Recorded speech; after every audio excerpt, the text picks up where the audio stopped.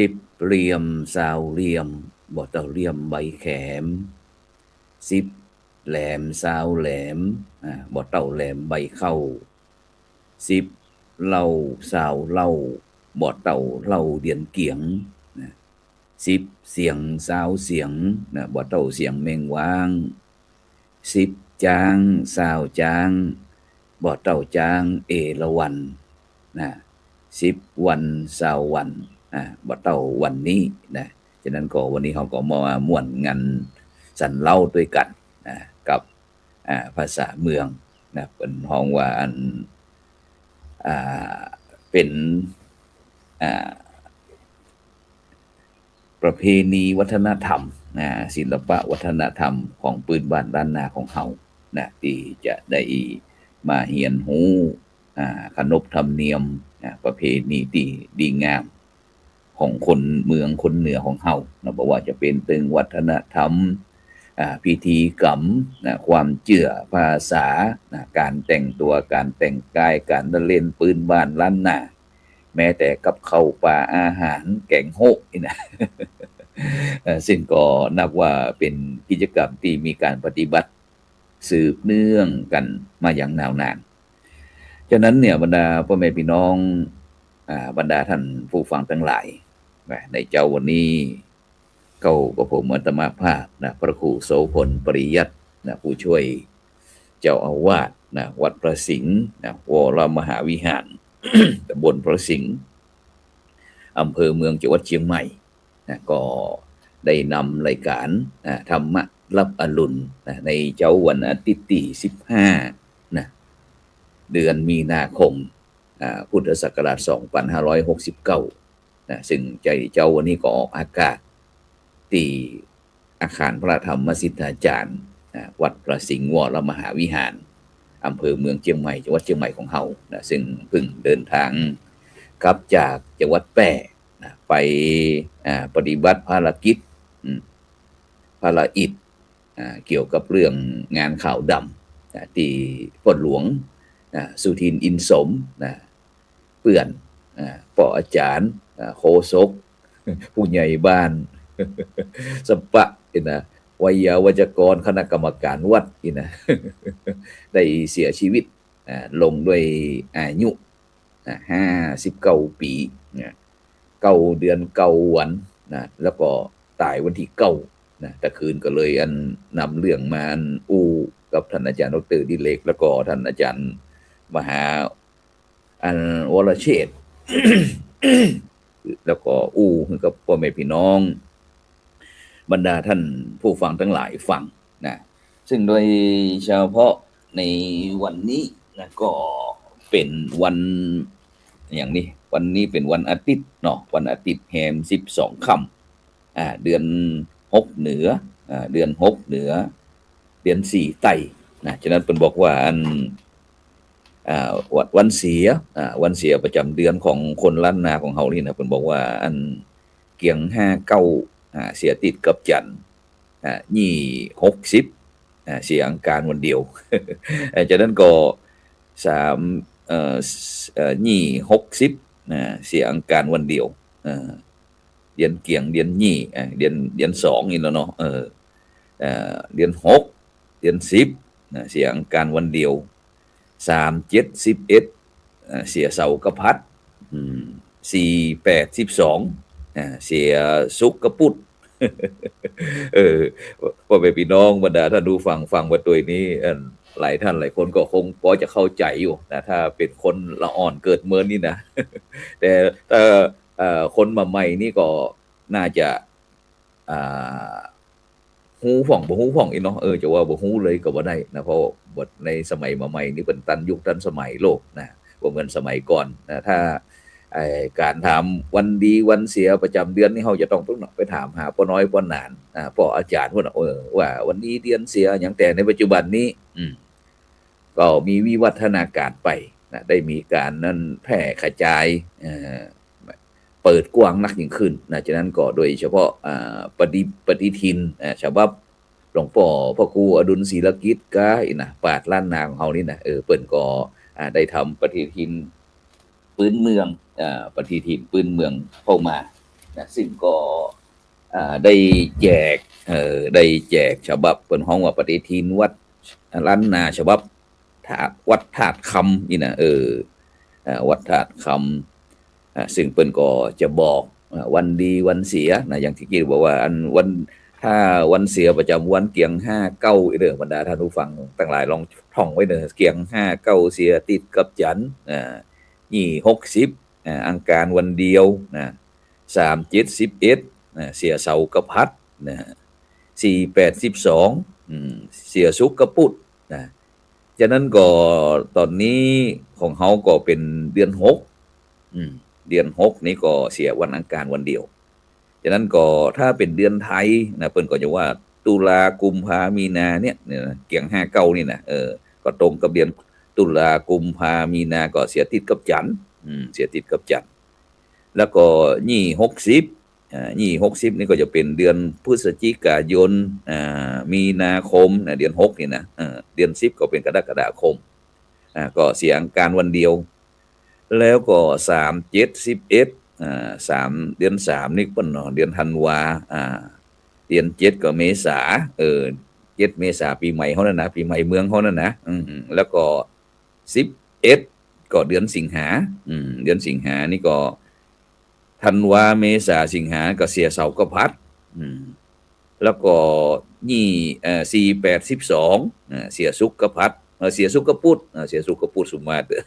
เสียศุกร์กับพุธนะก็จะเป็นมกราพฤษภากันยาเสียศุกร์กับพุธนะฉะนั้นก็เดือนมีนาคมนี่ก็เดือน6เดือน6ก็จะเป็นวันอังคารวันเดียวถ้าเป็นเดือน7เดือน7นี่ก็เสียเสาร์กับพัดนะช่วงปีใหม่เดือนเมษายนเดือน7ของเฮานั่นนะเดือน7เนี่ยเพราะฉะนั้นเนี่ยบรรดาท่านผู้ฟังทั้งหลายนะก็เลยนะพยายามพระครูโสพลบุริยัตเนี่ยนะก็พยายามนะที่จะสืบสานหีบหอย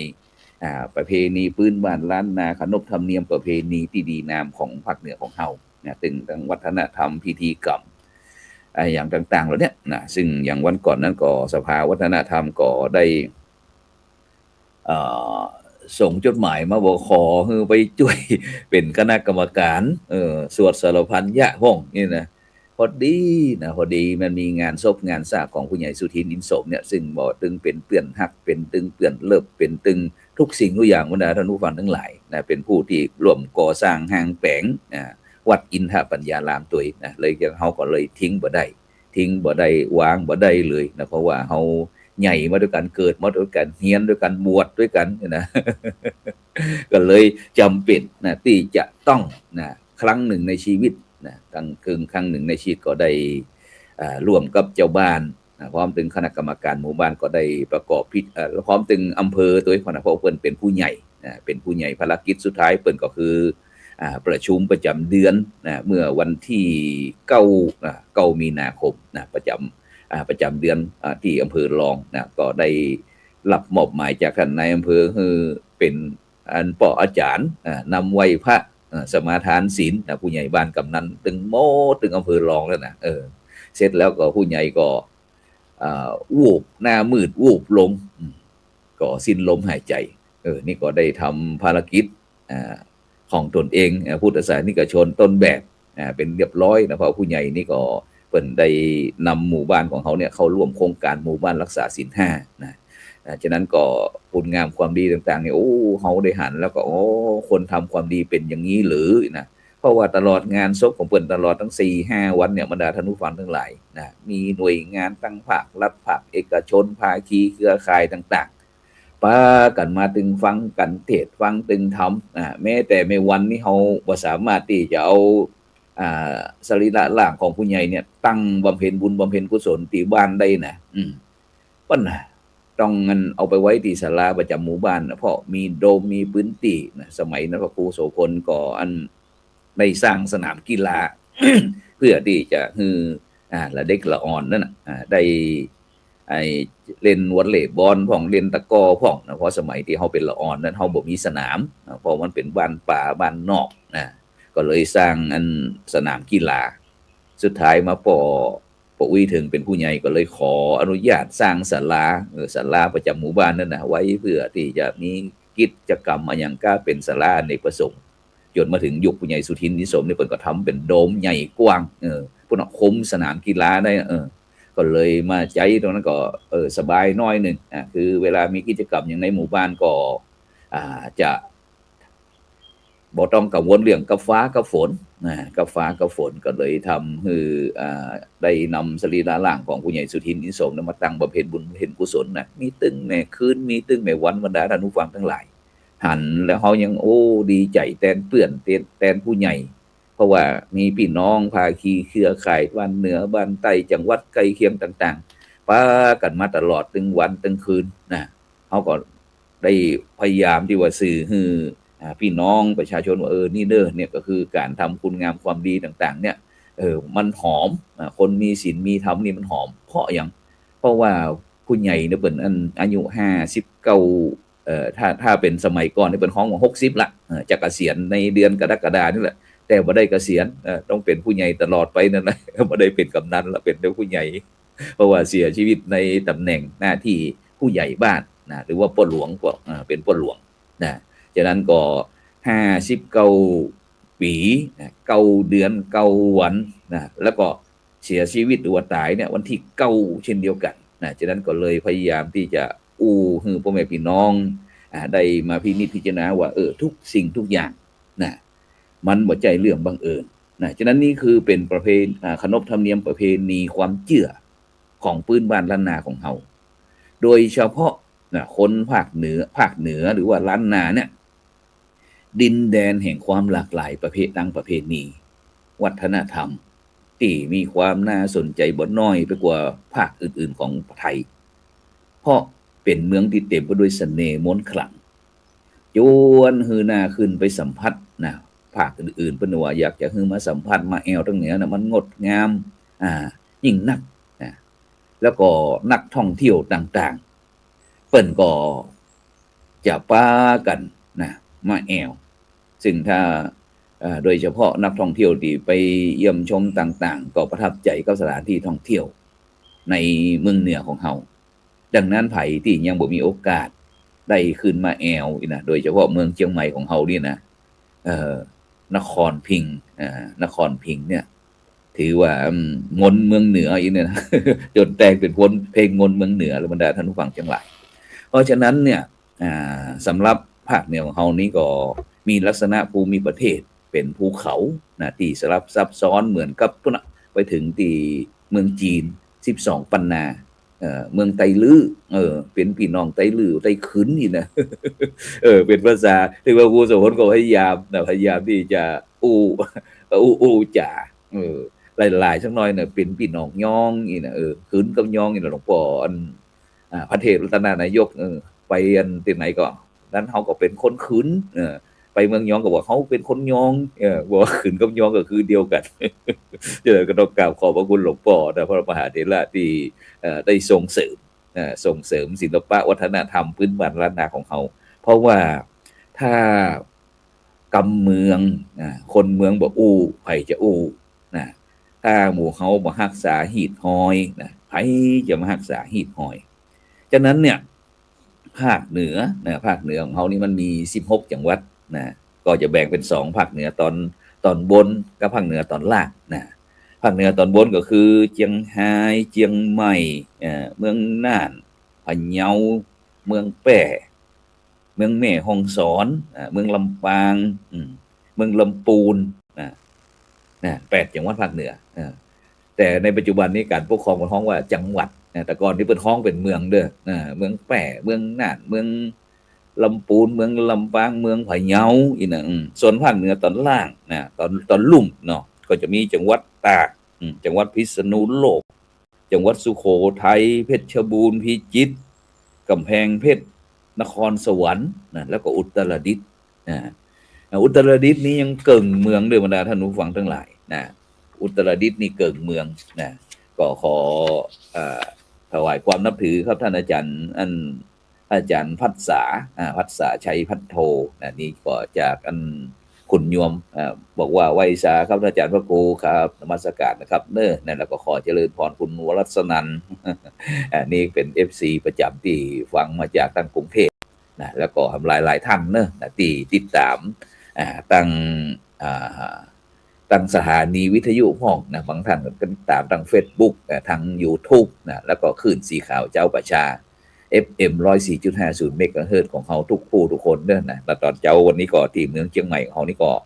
ค่อนข้างที่จะหนาวมันหนาวขึ้นมาเด้อนะฝนตกนะแต่ว่านี่ก็ทุกคนตั้งจอมจองบอกว่าเป็นจะใดพ้องนะฉะนั้นก็ในช่วงนี้ก็ต้องระมัดระวังเด้อนะอากาศเปลี่ยนแปลงเวยเนี่ยพระครูโสพลบอกว่านี่ก็ปัดท่อเดินทางมาจากเมืองแปะจากเมืองรองเมืองรองเข้าสู่ลำปางก็รู้สึกว่าหมอกหนักหมอกควันนั่นนะบรรดาท่านผู้ฟังทั้งหลายนะหมอกควันนี่แหละนะแล้วก็ข้ามมาขุนด่านมาแล้วก็รู้สึกว่าหันตั้งดอยยอดดอยสุเทพนะฉะนั้นก็ควันที่ลำปางจะหนัก เราสังเกตง่ายๆควันลำปางจะหนักนะฉะนั้นก็ในช่วงนี้ที่ผู้ใหญ่สุทินเหมือนกันนะผู้ใหญ่สุทินนี่ก็เป็นฮิสโตกมันเฉียบพลันบรรดาท่านผู้ฟังทั้งหลายนะฉะนั้นก็แล้วก็ยังบ่ใช่ผู้ใหญ่สุทินคนเดียวนะท่านเดียวนะยังมีไอ้บ่าวไอ้สุรินทร์เห็นคนหนึ่งนะที่ไปเกี่ยวหญ้าเอาหญ้ามืองัวคือควายนะที่บ้านน่ะบ้านเดียวบ้านของพระครูโสพลนี่แหละก็ไปอาบน้ำเสร็จแล้วก็มานั่งพิงนะหวังจะกินมาฝางนี่เด้อกินมาฝางล้ำๆนี่นะก็เลยลวดลับไปอย่างนะก็เลยตายไม่อย่างเหมือนกันนะฉะนั้นงานข่าวดำที่วัดพระครูโสพลบ้านพระครูโสพลเนี่ยไปรอบนี้2 ศพบรรดาท่านผู้ฟังทั้งหลายนะฉะนั้นปีนี้ในหมู่บ้านตายไปประมาณ 4-5 ศพแล้ว4-5 คนแล้วนะคนเกิดตัวหือคนเดียวนะฉะนั้นประชากรของคนไทยเขาเนี่ยน่าเป็นห่วงในปัจจุบันนี่นะก็ยังแข็งใจ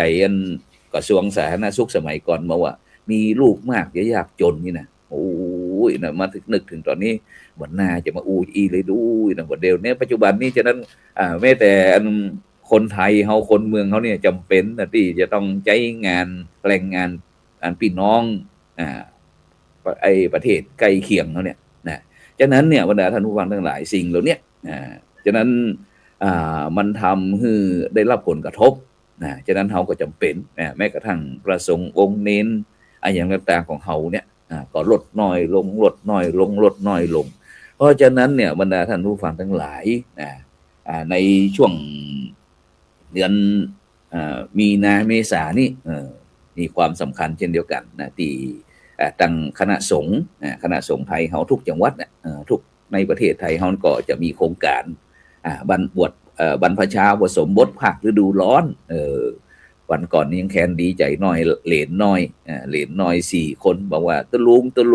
หลวงตาเนาะเป็นห้องนะก็ดีใจเฮ้ยเนาะก็ก่อนนี้ก็ก็ผู้ใหญ่ทิ้งว่าเดี๋ยวนี้เขาขอไปทางไหนก็บอกมีคนเฒ่าคนแก่แล้วนะเฮานี่เขาลืมไปว่าเขาก็เฒ่าเขาก็แก่เหมือนกันนะฉะนั้นก็ได้ยินหลานเหลนน้อยมารายงานบอกหลวงตานะปีนี้ ผมจะบวชนะบวชภาคฤดูร้อนในวันที่2 เมษายนดีลูกดีนะแล้วแต่หลวงตาต้องมีทุนการศึกษานะอีกประวัตินะได้ก็นะเจ้าแต่คือ100 สาวก็บ่ได้มันต้องนักกว่านั้นก็อีกประวัตินะได้ก็บอกเพิ่นได้ก็เนี่ยฉะนั้นก็บรรดาท่านผู้ฟังทั้งหลายนะถ้ามีลูกมีหลานนะที่อยากจะได้คือเปิ่นได้เรียนรู้นอกจากที่จะเรียนรู้ที่โรงเรียนแล้วนะเพราะว่าในตอนนี้โรงเรียนเขาก็ปิดภาคเรียนกันแล้วปัจฉิมนิเทศปิดภาคเรียนพุ่นเนาะจะไปเปิดปี2569นี่ก็พุ่นหลังเมษายนเมษาพฤษภามิถุนาตอนวัดตะวานี่ก็แต่คืนนี้เนาะคืนที่ผ่านมาก็ได้กับอาจารย์ดร.ดิเรกแม้แต่มหาลัยราชภัฏนี่ก็พุ่นมิถุนามิถุนาพฤษภามิถุนาเปิดนะฉะนั้นก็ละเด็กละอ่อนในช่วงนี้โดยเฉพาะหน้าฮ้อนเนี่ยน้ำกู้กับละอ่อนนี่นะควายกู้กับหนองน้ำกู้กับละอ่อนนี่ต้องระมัดระวังเด้อเพราะว่าทุกๆปีเนี่ยบางครั้งก็จะมีการที่ละเด็กละอ่อนด้วยความที่อยากอากาศฮ้อนนะก็เลยอยากจะเล่นน้ำเล่นตาพ่องนะก็เลยจำเป็นนะที่ตั้งพ่ออุ้ยแม่อุ้ยอีพ่ออีแม่หรือว่าญาติพี่น้องผู้รักผู้ใหญ่ก็จะไปฮือละอ่อนลาสาอ่อนนักลำไปนะเพราะว่ามันจะอาจจะไปเล่นน้ำแล้วอาจจะม่วนงานสนุกสนานม่วนกันแต่อาจจะถึงขั้น เสียชีวิตเลยก็ได้นะฉะนั้นก็ต้องระมัดระวังฉะนั้นก็ตะกี้เนี่ยอู้คล้างเรื่องบรรพชาภาคฤดูร้อนที่เหลนน้อยตะกี้นะ4 คนนั่นนะบอกว่าจะบวชนะเพราะว่าแต่ว่านี่บวชจุ๋งบวชหน้าไฟเดี๋ยวเป็นห้องว่าอันบวชหน้าไฟผู้ใหญ่สุทินอินโสมเปิดนะก็เลยอันอยากจะบวชเพื่อที่อันจะร่วมกับโครงการที่อันโดยเฉพาะคณะสงฆ์จังหวัดเชียงใหม่นะที่วัดประสิงห์วรมหาวิหารโรงเรียนธรรมนาศึกษาที่กบนี้มีกัดฉะนั้นใครที่ต้องการที่จะบวชเฮียนก็ได้บวชเฮียนก็ได้หรือว่าจะบวชภาคฤดูร้อนก็ได้ก็มาติดต่อสอบถามเด้อนะที่อันวัดประสิงห์วรมหาวิหารหรือว่าที่โรงเรียนธรรมนาศึกษาส่วนมหาวิทยาลัยมหาจุฬาลงกรณราชวิทยาลัยเขตเชียงใหม่นี่ก็มีเช่นเดียวกันท่านอาจารย์ดร.วิสิทธิราวิสิทโธนะวันนี้ก็แรกๆเจ้าที่จะต้องออกรายการแต่ไปที่แม่สายไปเยี่ยมโยมป่อโยมแม่ที่อำเภอแม่สายก็บอกว่านี่จะเดินทางกลับมานะก็เลยพระครูโสพลก็เลยมาออกรายการคนเดียวรูปเดียวนะฉะนั้นก็ภาคฤดูร้อนนะก็คณะสัตยาติโยมก็สามารถที่จะนำลูกนำหลานมาบวชแล้วก็เฮียนก็7 วัน15 วันหรือว่าถ้าเป็นไปได้ก็แล้วปีใหม่เมืองเขาแล้วก่อนเนาะคนทรายเข้าวัดก็สืบโหราจะตาทำบุญตักบาตรวันพญาวันแล้วกาอีนะแล้วก็ถือว่าพุ่นเปิดโรงเรียนพ่อละอ่อนน้อยมันบอกผมจะหาทุนการศึกษานะบิณฑบาตก็ก็บอกเปิดฉะนั้นก่อนคณะสัตยาติโยมก็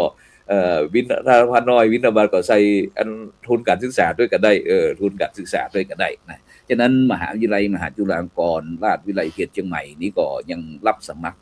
รับสมัครไอ้กุลบุตรที่จะเฮียนจะบวชเฮียนก็ได้นะเพราะว่าในปัจจุบันนี้เฮายังมีศูนย์การเรียนรู้โพธิยาลัยนะศูนย์การเรียนโพธิยาลัยที่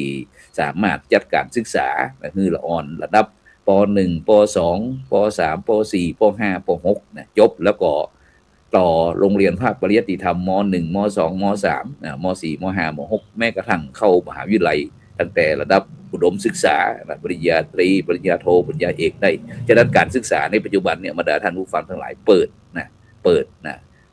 กว้างนักยิ่งขึ้นนะแม้แต่หลานพระครูโสพลนี่ก็ยังตอนนี้ก็เรียนรัฐศาสตร์ปี3จะเข้าปี4เพราะมีซัมเมอร์แล้วนะฉะนั้นก็การศึกษานี่ก็จำเป็นอย่างยิ่งนะที่จะเป็นพื้นฐานในการพัฒนาคุณภาพชีวิตนะของลูกพระลูกเนนอย่างเฮาไปที่บ้านพระครูโสพลเหมือนกันนะที่วัดอินทปัญญารามก็พยายามที่พ่อแม่พี่น้องนะคณะสัตยาติโยมทั้งหลายว่าเมื่อเฮาบวชแล้วเฮาจะได้แบบนี้เด้อนะได้บอกว่าจะเป็นเรื่องความเป็นระเบียบเรียบร้อยหูตีสูงตีต่ำมีจิตใจเมตตามีความเอื้อเฟื้อเผื่อแผ่นะแล้วก็โดยเฉพาะหมู่บ้านของเฮาปัจจุบันเนี่ยหมู่บ้าน100 กว่าหลังคาเรือนเฮามีด็อกเตอร์ทั้ง2 รูปแล้วก็มีว่าที่แฮมนะฉะนั้นนี่คือการพัฒนาบุคลากรในหมู่บ้านเพื่อที่แม้ว่าอยู่ก็เป็นสีแก่พระศาสนาแม้แต่จะลาสิกขาไปก็ยังเป็นบุคลากรที่มีคุณภาพของหมู่บ้านนะแล้วก็สามารถที่จะพัฒนาหมู่บ้านได้นี่คือเขาพัฒนาหมู่บ้านแบบยั่งยืนแบบวิถีพุทธวิถีธรรมวิถีไทยวิถีพุทธนะฉะนั้นก็คณะสงฆ์อำเภอรองโดยท่านอาจารย์พระครูสิริสุเมธากรนะแต่ว่าท่านอาจารย์มหาโอมกัลยาณมิตรกัลยาณธรรมพระครูโสพลมยัดประกอบจะบวชเช่นเดียวกันนะฉะนั้นก็ปลายเดือนนี้ก็พระครูโสพลก็คงจะต้องไปดำเนินการโครงการบรรพชาเฉลิมพระเกียรติกรมสมเด็จพระเทพรัตนราชสุดาสยามบรมราชกุมารีนะในวันที่2 เมษายนเสร็จจากนั้นก็จะได้นำลูกพระลูกเนนนี่ก็มาอบรมที่วัดอินทปัญญารามของเขานี่แหละนะพระครูโสพลทั้งพระครูสังฆลักษณ์อำนาจต่างๆนี่ก็ต้องไปเป็นวิทยากรพระครูสังฆลักษณ์อำนาจก็เป็นเจ้าอาวาสพระครูโสพลนี่เป็นผู้ที่นำศรัทธาญาติโยมสร้างวัดเป็นอันประถมหมู่บ้านเพราะว่าหมู่บ้านของเขานี้บ่มีวัดเตื้อตอนนี้ก็กำลังสร้างอุโบสถอยู่อุโบสถตอนนี้เสายังขึ้นเรียบร้อยแต่รอหลังคาอยู่รอพอเลี้ยงเอียงคำผู้ใหญ่ใจเศรษฐีใจบุญในทุนใจใหญ่ใครที่ต้องการที่จะหือห่มหือเงาพระพุทธศาสนาของเขาก็สามารถที่จะแจ้งความประสงค์จากลงหมายได้เพราะว่าปีนี้ก็วันที่14 เมษายนที่วัดอินทปัญญารามเมืองแพร่เขาก็จะมีการทอดพระป่า สามัคคีนะเพื่อที่จะสร้างมุงหลังคาอุโบสถเช่นเดียวกันนะซึ่งอุโบสถหลังนี้เมื่อปี2561นะพระเดชพระคุณหลวงปู่พระพรหมมงคลหลวงปู่ทองสิริมังคโลนะก็ได้เมตตาไปเปิดป้ายวัดนะแล้วก็ได้ไปทอดกฐินทอดปฐมกฐินกองแรกนะที่วัดอินทปัญญารามแล้วก็เปิดได้วางศิลาฤกษ์อุโบสถไว้นะแล้วก็ได้เปิดป้ายวัดนะในฐานะที่ตั้งสำนักงานพุทธศาสนาแห่งชาติได้ประกาศเป็นวัดในทางพุทธศาสนาชื่อว่าวัดอินทปัญญารามนะเป็นวัดของปัญญาพระอินทร์ที่สร้างขึ้นนะฉะนั้นก็ศรัทธาญาติโยมใครที่ต้องการจะมีส่วนร่วมก็เรียนเชิญเจริญพรได้เด้อนะเพราะว่าวันที่13ประเพณีทุกอย่างประเพณีเขาก็พยายามที่จะสืบสานหีบหอยประเพณีพื้นบ้านล้านนาคนเมืองของเขานะตั้งแต่วันที่13คืนที่12นี่เนาะเป็นวันสังขารล่องวันที่14เป็นวันเนา15เป็นวันผาญาวัน16วันปากปีต่างๆเนี่ยเขาก็จะมีกิจกรรมตลอดนะมีการขนทรายเข้าวัดมีการทำบุญตักบาตรมีการสืบโหราจาตามีการส่งข้อหมู่บ้านต่างๆแล้วเนี่ยบรรดาท่านผู้ฟังทั้งหลายด้านเฮาหมู่บ้านเฮานี่ก็จะเป็นหมู่บ้านที่ค่อนข้างจะพระพุทธศาสนาจ๋าน้อยหนึ่งนะเพราะว่ามีพระเนนเนี่ยบัดแน่อาจจะเป็นหมู่บ้านที่มีพระมีเนนนักที่สุดในจังหวัดแปร่ก็ได้นะหรือว่าอาจจะอยู่ตั้งภาคเหนือเขานี่ก็ได้นะเพราะว่ามีประมาณ10กว่าลูกนะมีพระครูโสพลพระครูสังฆรัตน์อำนาจนะแล้วก็มีด้วยเจ้าประมาณ 3-4 ลูกแล้วก็มีน้องเนนแหมนะทุกๆปีก็จะมีบวชนั่นนี่คือการวางหลักฐานพระพุทธศาสนาที่เขาได้สืบต่อบรรพบุรุษบรรพชนของเขานะอูไล่ก็จะจบไปอย่างแล้วหมดเวลาอย่างมาแล้วนะฉะนั้นก็ต้องขอบคุณอนุโมทนาเด้อนะเพิ่นบอกว่าฟังกำปากลำบากต้องฟังกำส่อกำฟ้องเปื้อนป้องพิษกันมีแต่อยู่หน้าพอหน้าบ่หันมันรับเมื่อวันจังเป็นเมื่อยเป็นไข่ข้ามมาบม้อยน้ำย้อยใบเตยขาใจมาเลยกินแกงแค่เจ้าแกงแค่กินข้าวเจ้าเข้าง่ายด้วยกันนะฉะนั้นก็ในเจ้านี่ก็เวลาหมดเวลามันแรงมาป้ากันใหม่ก็แล้วกันแต่ว่าจะอู้เรื่องอะไรอย่างก็ก้อยว่ากันกำหนึ่งนะฉะนั้นก็ในเจ้าวันนี้รายการธรรมะรับอรุณนาสาระตึงเป็นแก่นสารพงบอกแก่นสารพงนี่นะก็ต้องขอบคุณอนุโมทนากับบรรดาท่านผู้ฟังท่านผู้ชมทุกผู้ทุกคนเนื่องจากพ่ออุ้ยแม่อุ้ยต่างๆต่างเมืองแปะเมืองน่านลำพูนลำปางเมืองน่านพะเยาเชียงรายแม่ฮ่องสอนนี่นะมีคนเมืองอุตรดิตถ์ด้วยก็เกิงเมืองตั้งรับแลนี่เป็นคนเมืองตั้งสีซัดนี่ก็เป็นคนเมืองอู้เมืองได้สบายดังนั้นก็จะเป็นนั่นตั้งเริ่มเป็นภาคเนี่ยตอนล่างเนาะภาคกลางตอนบนวันนะก็เริ่มตั้งอารมณ์แก้มตึงไทยของตึงเมืองของผสมผสานกันไปนะฉะนั้นก็ขอบคุณอนุโมทนาบุญใดกุศลใดที่ท่านทั้งหลายปรารถนาสิ่งหนึ่งประการใดอันเป็นไปโดยชอบประกอบด้วยธรรมะประพฤติศีลประพฤติธรรมประพฤติจารีตประเพณีก็พันสำเร็จสำหรับในอาทิตย์วันนี้ก็ขอกล่าวคำว่าธรรมะรับอรุณนะขอเจริญพร